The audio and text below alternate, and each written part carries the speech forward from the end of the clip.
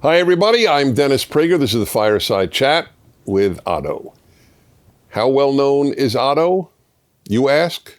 Probably not asking, but I'll ask. Anyway, first of all, is he up? What's the story here? Is he awake? No. Okay. By the way, Otto goes into position as soon as the cameras and lights arrive. It's really adorable to watch. So I was in Hawaii over the weekend giving some lectures, which was a very moving experience. Over 1,000 people, the Aloha Freedom Coalition invited me. And it was very moving to talk to so many and spend hours posing for pictures with people of every background. It was encouraging to me. Hawaii is not one of the more libertarian states, shall we put it. Anyway, the number of people who commented on Otto in Hawaii, even on the street, was quite remarkable, to say the least. Let me go to the Middle East, and then I'm going to comment on what would we call him, a late night show? A guy who does a late night show, John Oliver, has talked about the Middle East, and I'm simply going to use his monologue on the Middle East by way of answering a lot of the attacks on Israel. But I will just say at the outset, it is a bit depressing, and it always has been in my life, the inability of so many people in the world to recognize evil, to not understand that Hamas embodies evil, is to truly have what we call a broken moral compass. And it's not new. A lot of people did not understand the evil that the Nazis presented. Most people did not understand the evil that the communists represented. Even to today, people will frequently take umbrage at calling communism evil. The fact that it killed 100 million people, civilians, not wartime deaths, civilians, means nothing. As Stalin said, one death is a tragedy, a million is a statistic. He should know he killed 20 to 40 million of his own people. I have long ago, this was the first big moral realization of my life, I think, either high school or college, when I said it is wrong to call evil dark. Evil is actually very bright. You can look into the dark, but you cannot look into very bright light. People do not stare at evil. They recoil from acknowledging it. In the struggle between Hamas and Israel, to not understand that we're talking about darkness and light with all the flaws that Israel, as any country would have, it is light compared to the darkness of Hamas. To not understand that, this totalitarian, theocratic dictatorship tortures its own opponents, its own Palestinian opponents are tortured to death regularly. There are no freedoms in Gaza. Hamas took over Gaza when Israel left. Israel occupied Gaza, and the whole world said, leave, and then you will see how things will work out. And they did see how things will work out. Horrible human beings sending thousands of rockets to kill as many Israelis as possible followed the Israel leaving of Gaza. So imagine if Israel left the West Bank. What would happen? You just have another Hamas-run place to try to destroy Israel. One final point. This is not a normal war. This is not a normal antipathy. The opponents of Israel do not want to defeat Israel. They want to destroy Israel. That's a big difference. There are 22 Arab states, but there's no room for one Jewish one the size of New Jersey. There are 50-something Muslim countries, but there's no room in the world for one tiny Jewish country the size of New Jersey. Just think about that for a moment. Okay? Now let's go to John Oliver, who is on HBO. I was not familiar with him until Megan brought this to my attention, and I'm glad that she did. And my column this week is he is a living embodiment of it. The title of my column this week, which is easily found on my website, Town Hall, Daily Wire, American Greatness, and many other sites. And Real Clear Politics picked it up, which is not a conservative site.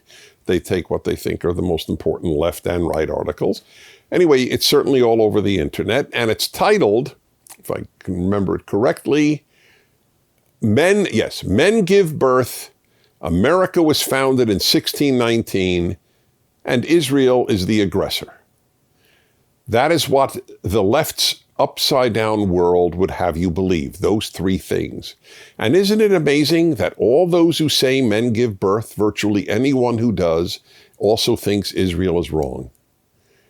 It so follows a pattern, isn't it? Fascinating. And Israel is the aggressor is as true as men give birth. By the way, the left would agree. That's the irony. It's one of the few things we'd all agree on. All right, let's take a look at John Oliver here, and I will interrupt to make some comments. The citizens of Gaza don't have an Iron Dome to protect them the way that the citizens of Israel do. It's one of the many ways they're at a significant disadvantage. Although... All right, wait. Therefore what? Notice there is no question about already we have literally demoralized the whole situation. The citizens of Gaza don't have an Iron Dome to protect them. To protect them against what? Is Israel shooting rockets all over Gaza like Hamas is doing to Israel, thousands? Did Israel start the war, or did Hamas start the war? You know what? Hitler's Germany didn't have nearly the same defenses to defend Germany as Britain had to defend Britain by the end of World War II. Does that make Hitler a victim? Does that make the Nazis victims? Would he prefer that Israel not have an Iron Dome? And then what? So, in other words, this is part of the left-wing demoralization of morality, that the weak are necessarily in the right. It's truly pathologic. An Israeli military spokesperson tried to push back on the idea that there's really much of a discrepancy there. Somebody on Twitter said that the Palestinians don't have an Iron Dome. I say yes, they have an Iron Dome. It's called Don't Fire Rockets at Israeli Civilians, and we won't fire anything at Gaza. That was brilliant. That's exactly right. Their Iron Dome is don't kill us. That's exactly right. This spokesman, and he's going to make fun of it, I assume, otherwise he wouldn't have put it up. That spokesman for Israel was so real. The left loathes the real. It's like it's a dissection of reality. Yes, they have an Iron Dome. Don't try to slaughter us. Make peace with us. That's their Iron Dome. Then everything is possible. Here's a question, the only question one has to reflect on. If Israel dropped its arms completely, it just demilitarized, no more army, no more navy, no more air force, no more use of arms, what would happen the next day? And if the Palestinians, no more fighting, no more terror, no more rockets, no more arms, what would happen the next day in that case?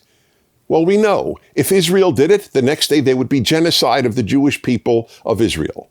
Whereas if the Palestinians demilitarized, there would be peace the next day in the Middle East.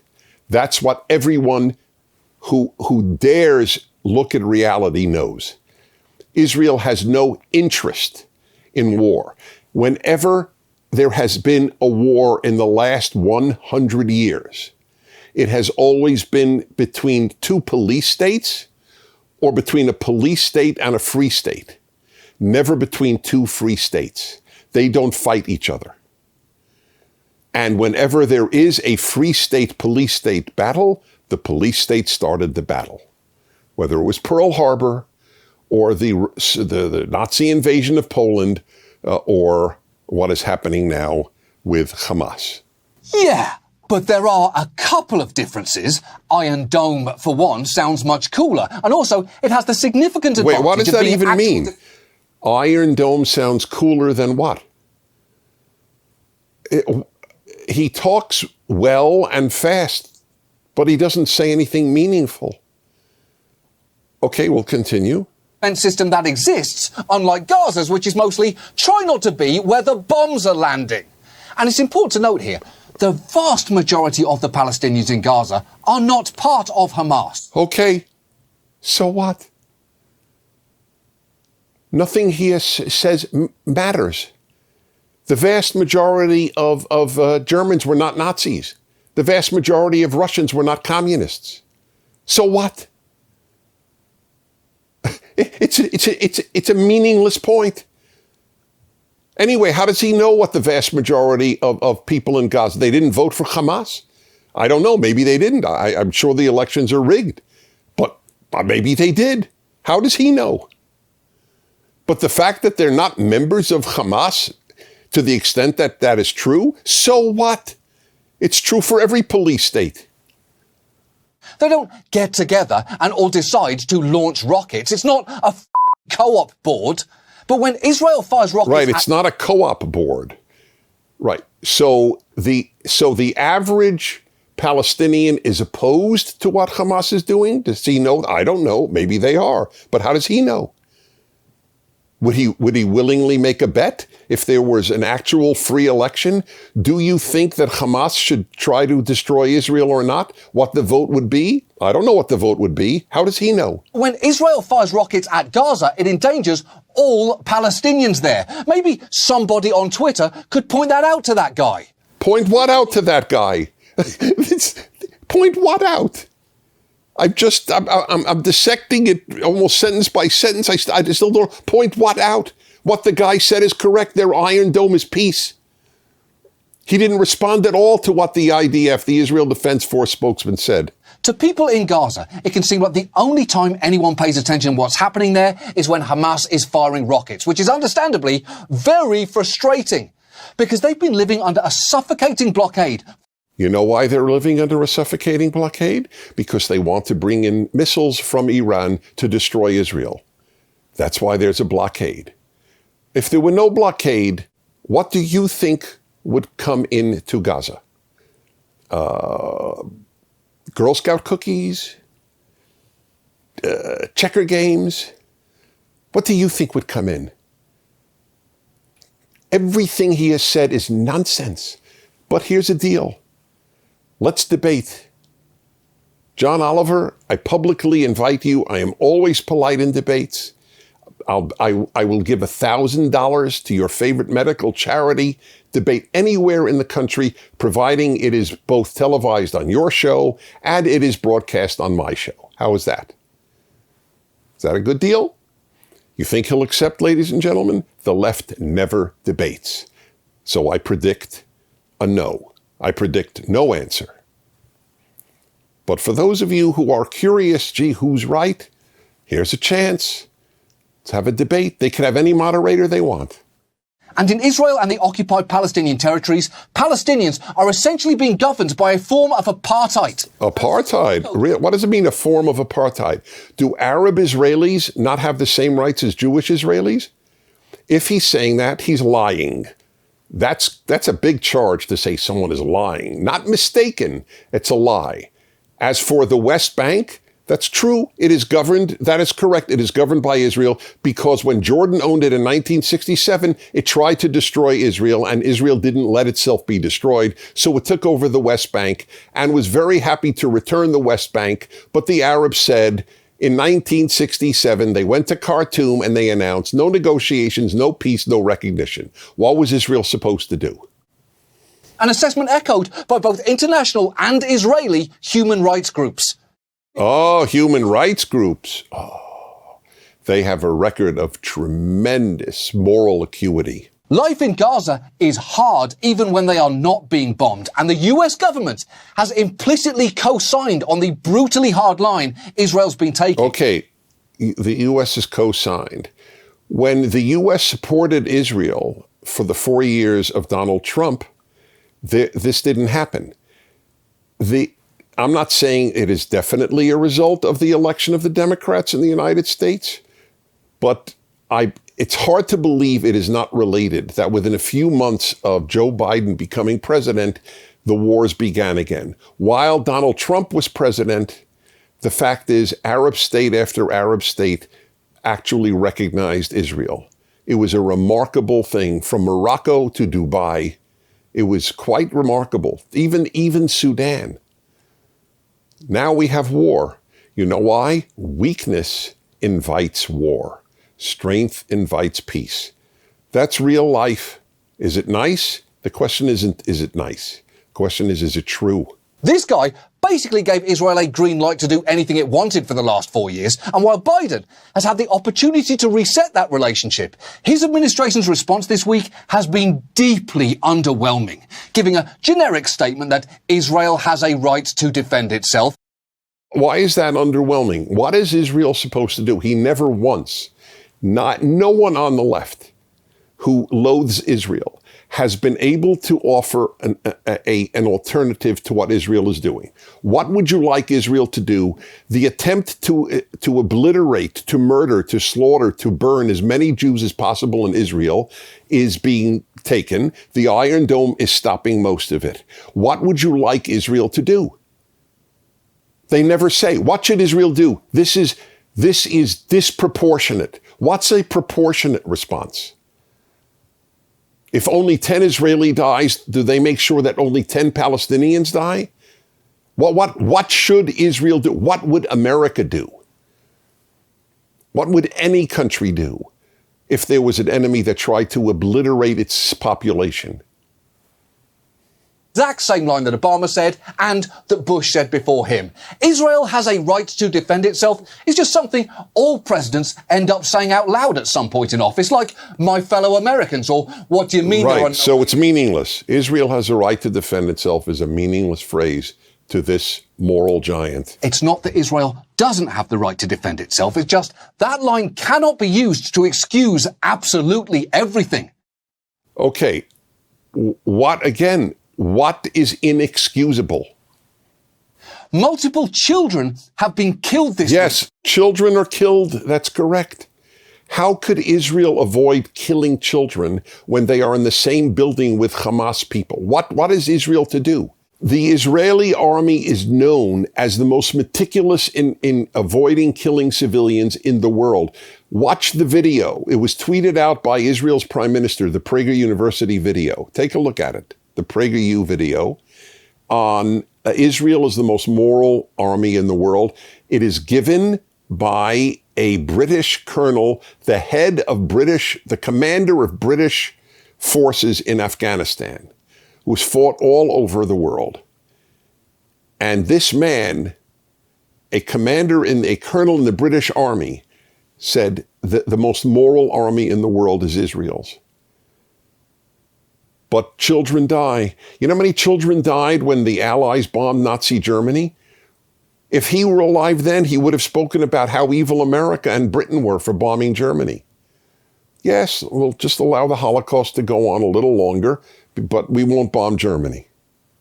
8 in a single strike just yesterday, and the US is heavily implicated here.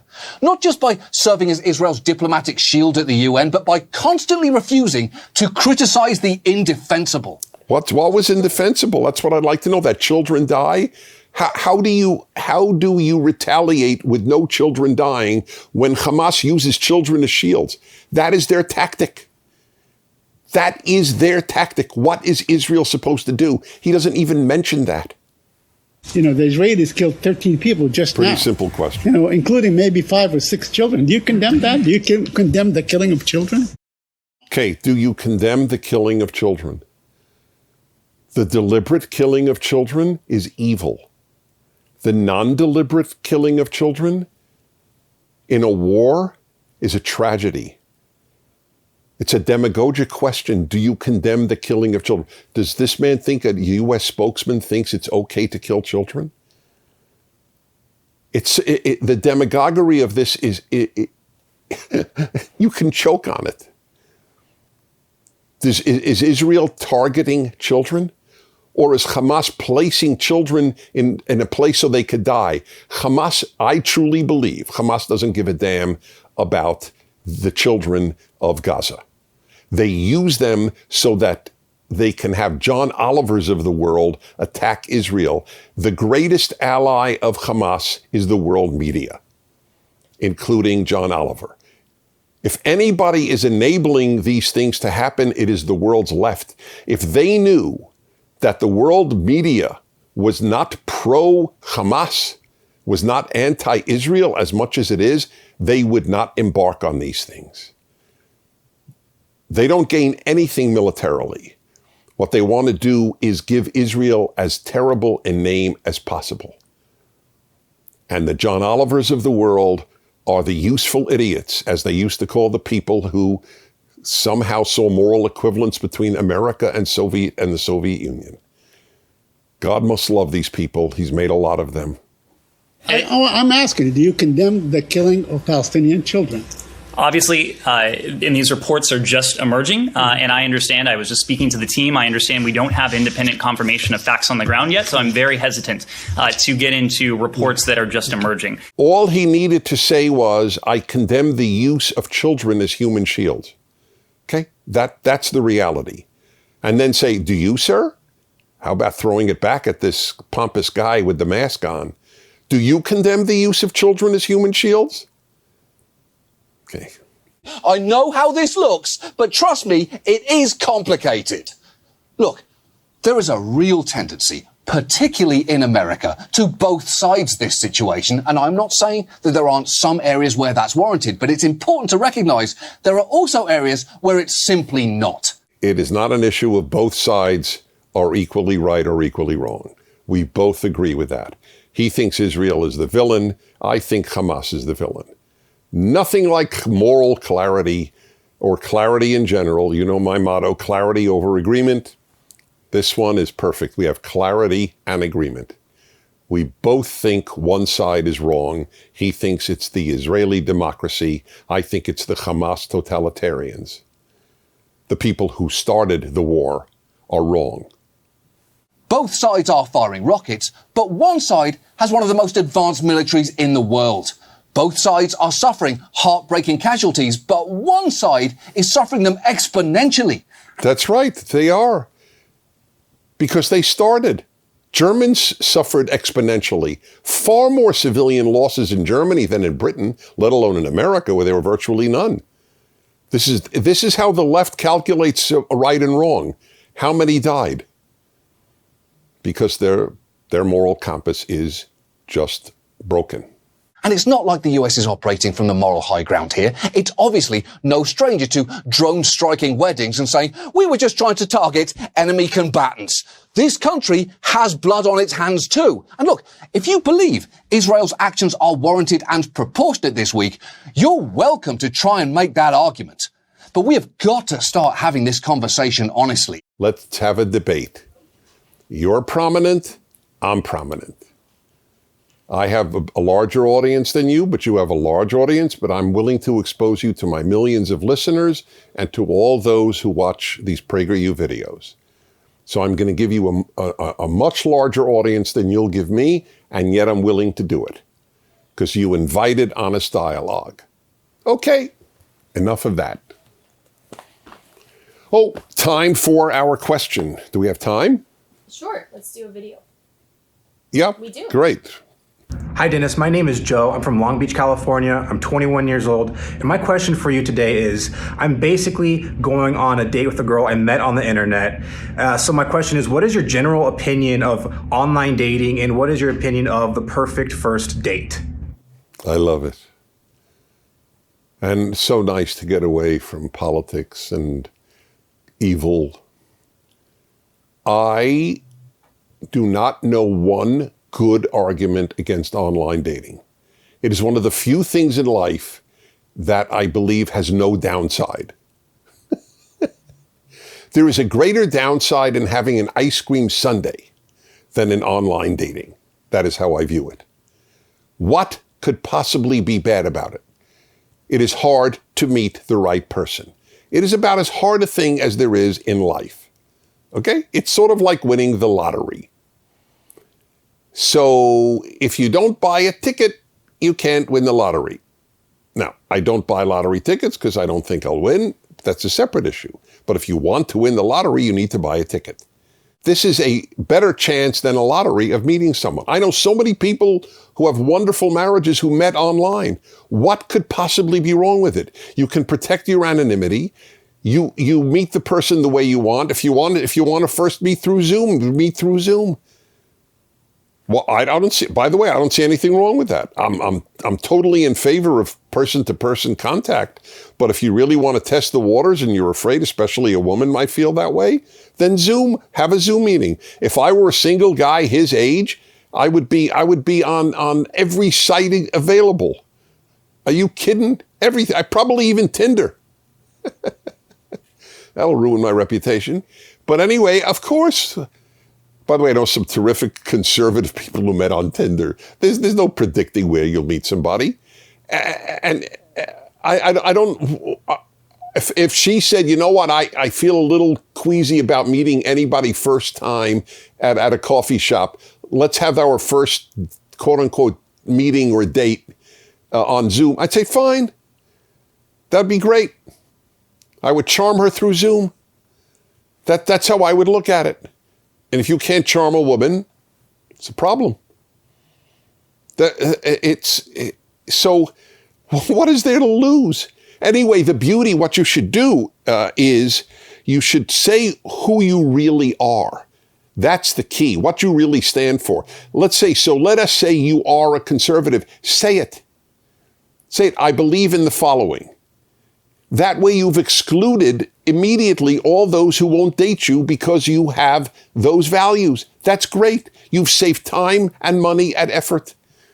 So that's terrific in and of itself. I know people who've used my name. I like Dennis Prager. That excluded much of humanity. It's just a self-deprecating joke. But, well, it's not that big a joke. But anyway, of course, where are you going to meet? How many people does your cousin know? Oh, I'm going to rely on friends to introduce me. How many single people of the opposite sex, presuming it's an opposite sex relationship, do they know that they could introduce you to? One? I mean, two? Where are you going to meet? Seriously, where are you going to meet? Now, people who, let's say you go to church, that's great. I always say, meet somebody at church. But even there's still a limited number. And you can't troll the whole place, looking for the right person while the pastor is speaking. No, it's not that feasible. So I'm passionately pro internet dating. And what is the perfect first date? The perfect first date is where you actually talk some serious stuff. Knowing the person's favorite movie is not important, or favorite food, or favorite hobby. They're nice. They are adjuncts. They're not the real thing. When I dated, I got married at 32. When I dated, I did talk serious stuff on the first date. If she was turned off, then that's fine. Then that was a clue to me. I care about serious subjects more than she does, and so we're not for each other. That's great. Excluding is as important as including. But I mean, to talk I don't say the whole date has to be on, the meaning of life and discussing Nietzsche's views on God. I understand that, although if it happened, it'd be a pretty impressive date, I got to say. But nevertheless, some of it has to be on that, like what matters to you in life. So that the first date should have some substance to it. This is who I am. This is what I'm looking for in life. I mean, a lot of people can't handle that stuff. Okay, but if you can handle that and they can't, then the person's not for you. How are we? We're at 30. We're at 30. I didn't get more questions, but what could I do? It's very important to deal with this because it's a big issue today, what's happening in the Middle East. Okay, y'all, so we're good. That means on behalf of Otto, I thank you for watching. I'm Dennis Prager, and I'll see you next week. Thank you for watching this video. To keep PragerU videos free, please consider making a tax-deductible donation.